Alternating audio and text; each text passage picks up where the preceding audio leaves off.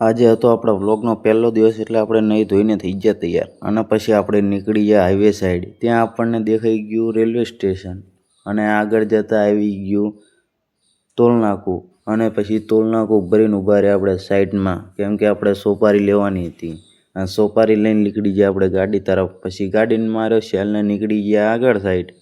ત્યાં આવી જઈ પોલીસ ચોકી. ત્યાં પોલીસ ચોકી તો હતી પણ કોઈ પોલીસ નહોતું. પછી નીકળી ગયા આગળ. ત્યાં આવી જાય રજવાડી ચા.